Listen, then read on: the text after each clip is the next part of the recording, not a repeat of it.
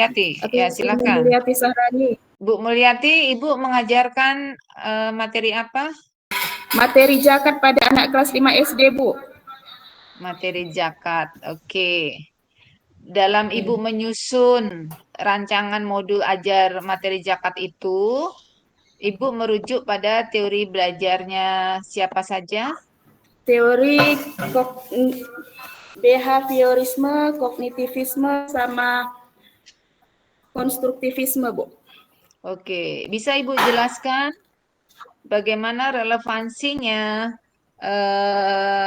kognitivisme dengan materi zakat? Oh, iya, Bu. Di sini saya menggabungkan teori kognitivisme dengan konstruktivisme karena memiliki pendekatan yang saling melengkapi untuk mendukung proses pembelajaran yang efektif dan tidak hanya informatif, tetapi juga tidak hanya informatif, tetapi juga mendapatkan siswa untuk belajar lebih mandiri. Selain itu, kognitivisme juga menentukan bagaimana informasi yang diterima, diproses, disimpan, diakses kembali oleh siswa. Pada konstruktivisme, siswa ditekankan kepada proses aktif, di mana siswa membangun pemahaman berdasarkan pengalaman dan interaksi mereka. Ya, jadi dalam konteks seperti itu, bagaimana cara Ibu mengajarkan materi zakat, misalnya? Contohnya, bisa Ibu contohkan?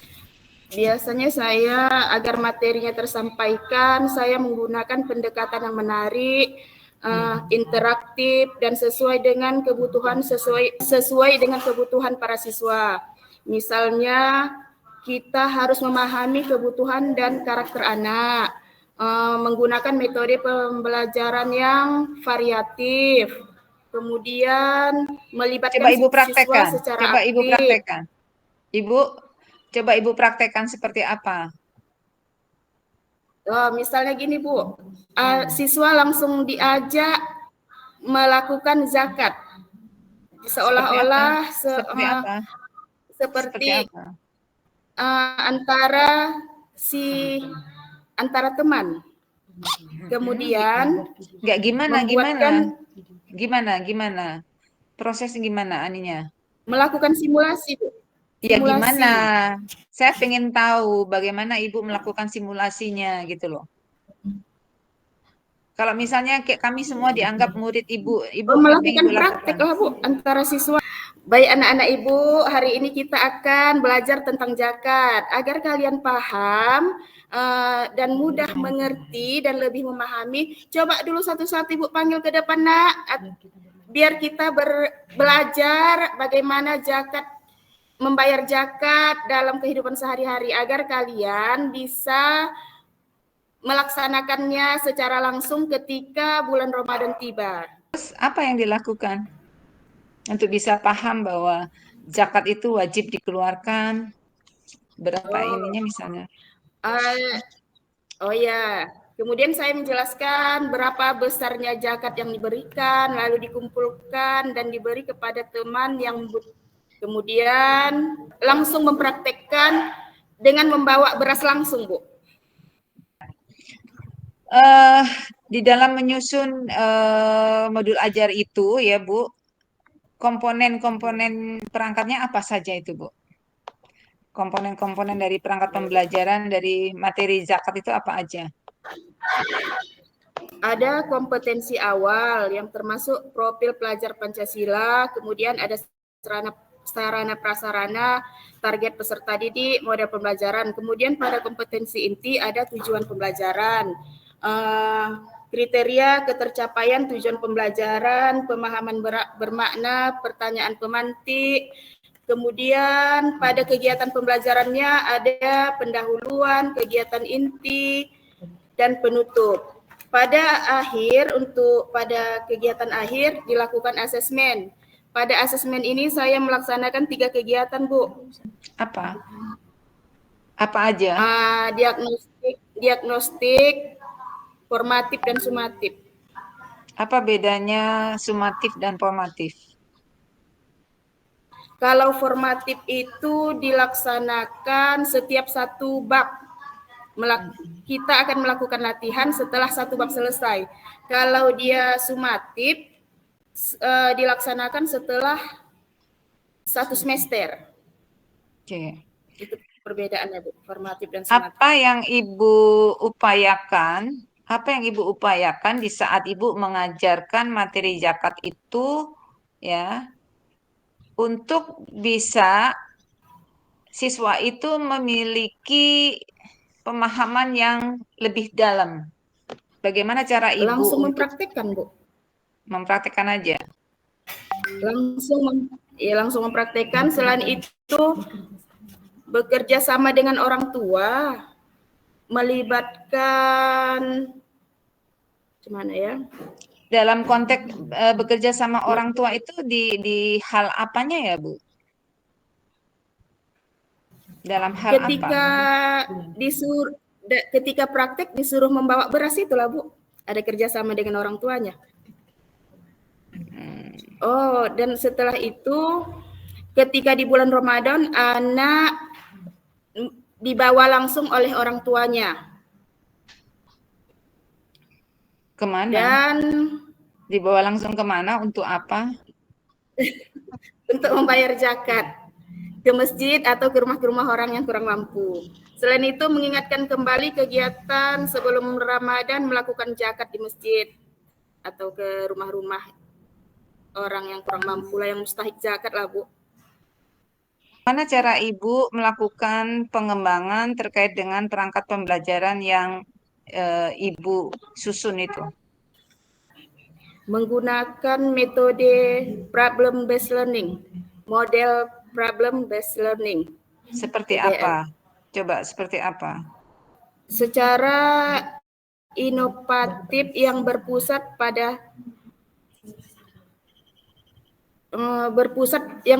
pada masalah.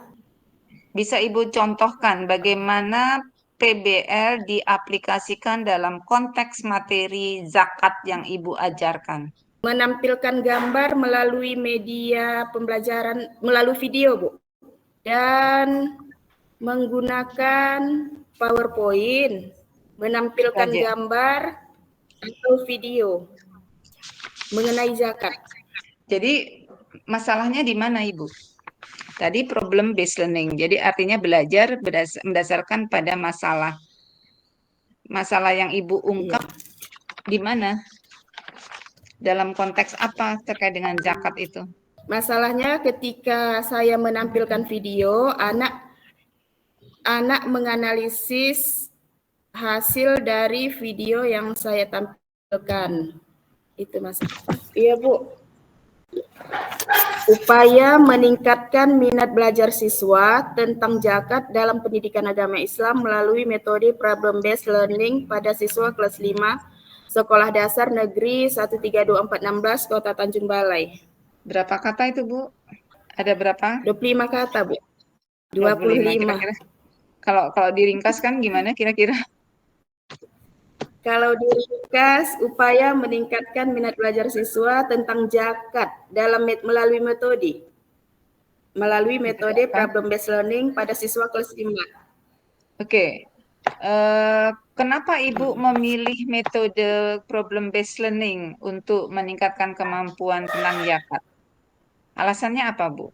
Karena pada metode ini saya merasa zakat tidak hanya sebagai teori tetapi juga sebagai aplikasi dalam kehidupan sehari-hari, seperti dapat membantu siswa memahami pentingnya berbagi, membantu sesama, dan menjaga keseimbangan sosial. Sekarang metode problem based learning itu seperti apa, Bu, gambarannya? Metode yang berdasarkan permasalahan. Maksudnya gimana metode yang berdasarkan permasalahan itu? Anak tadi kurang paham tentang pengertian zakat. Anak tidak tahu siapa-siapa saja yang berhak menerima zakat. Anak kurang paham tentang hikmah-hikmah zakat. Kemudian anak kurang paham tentang besarnya jumlah zakat yang diberikan. Nanti di dalam pelaksanaan PTK-nya gimana itu? Melakukan analisis, Bu. Penelitiannya seperti itu. Iya. Bisa diperagakan, Bu, gimana diceritakan tahapan Ibu nanti di dalam melaksanakan PTK itu seperti apa? Siapa yang jadikan sampelnya? Atau Anak kelas maksudnya subjek 5, penelitian? Oke, anak sekolah kelas 5 satu dasar. kelas Anak kelas semuanya. 5, Bu, siswa kelas 5. Ya, satu kelas semuanya. Terus Iya, pada tahap awal apa yang iya, Ibu iya. lakukan? Kemudian menjelaskan pengertian zakat, menyampaikan Tapi problem based materi. learning, Bu. Tapi problem based learning. Ibu menggunakan metode problem based learning. Kok Ibu menerangkan? Tapi Ibu menggunakan pendekatan problem based learning. Kalau kalau Ibu menerangkan berarti bukan problem based learning dong. Ini ya, Bu, yang menggunakan subjek atau objek penelitian, rencana penelitian yang itu ya, Bu? Bukan. Ya, saya hanya ingin tanya ke Ibu bagaimana cara Ibu nanti melakukan penelitian. Ya, cara Ibu melakukan penelitian seperti apa PTK-nya itu? Dengan cara Metode pengumpulan data penelitiannya. pada Iya, anak. iya. Iya. Oke, pengumpulan datanya seperti apa? Caranya gimana? Anak-anak ditanyain tentang zakat atau apa? Atau Melalui gimana? asesmen sekaligus menganalisis Asesmennya, anak, Bu. oke. Assessment. Oke, apa yang di-assess? Iya. Apa yang di-assess? Apa yang di-assess? Tingkat kemampuan anak, Bu, Terkait apa? dalam mengetahui materi-materi zakat. Oke, itu langkah awalnya. Terus, setelah lakukan assessment, apa tindakan berikutnya?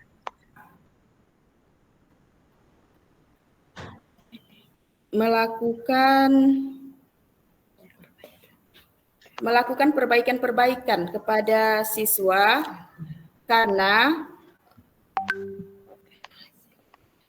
hasil belajarnya masih di bawah Gitu di ya. bawah melaksanakan karena masih di bawah KKM. Oke. Terus, selanjutnya?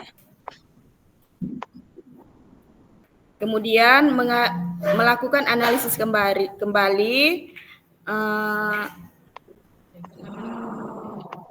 PBL-nya di mana, kemudian Bu? menggunakan PBL-nya di mana? ini tadi lah, Bu, kan dianalisis kembali anak yang kurang paham tadi karena di bawah KKM, di situ masalahnya, Bu. Oh, gitu ya. Pertama saya menggunakan metode ceramah. Oh, enggak PBL ya? Dan tidak berhasil. Nah, pertama saya menggunakan metode ceramah dan tidak berhasil. Kemudian saya pindah ke metode yang PBL. Gitu ya. Baik. Oke, cukup untuk PTK. Sekarang kita lanjut ke project P5-nya, Bu. Ibu bikin project apa? Gaya hidup berkelanjutan, Bu. Oke. Pengolahan sampah anorganik. Apa yang diolah? Mengolah sampah botol bekas menjadi celengan, Bu. Celengan. Oke. Gimana langkah-langkahnya? Bisa dijelaskan? Dalam proyeknya itu? Yang pertama, guru menyampaikan sosialisasi proyek, tujuan proyek, dan alur kegiatan proyek. Pada aktivitas kedua, guru memberikan lembar kerja berupa asesmen diagnostik. Setelah itu pada kegiatan ketiga, pemberian materi tentang cara pengolahan botol plastik untuk membuat celengan. Kemudian pada aktivitas keempat, mempresentasikan hasil pembuatan celengan dan botol bekas. Kemudian pada kontekstualnya ada aktivitas kelima, pengenalan bahan yang digunakan untuk membuat celengan dari botol plastik itu, Bu. Kemudian ada aktivitas keenam, proses pembuatan celengan dari botol bekas. Aktivitas ketujuh, siswa menuliskan informasi yang telah dimiliki setelah melaksanakan proses pembuatan dan penggalian informasi dari berbagai sumber, membandingkan, menentukan ide dan gagasan dalam menentukan bahan pembuatan celengan yang dari botol bekas. Kemudian siswa-siswa membuat celengan dari botol bekas itu dari pengumpulan sampah botol plastik. Dari sampah ke botol plastik, kemudian membuat laporan tentang peran dan aktivitas dalam kelompok, menunjukkan dukungan terhadap tujuan dan harapan kelompoknya. Udah selesai gitu aja. Ya. Hasilnya seperti apa? Jadi Hasil celengan, Bu. Bisa Ibu tunjukkan kayak mana? Mana bentuknya? Hah? Tak ada contohnya belum, Bu. Nggak ada. Jadi cuma konsep doang. Iya. Oke deh. Terima kasih Bu Mulyati. Ya, Bu, sama-sama, Bu. Makasih juga, Bu. Oke, selanjutnya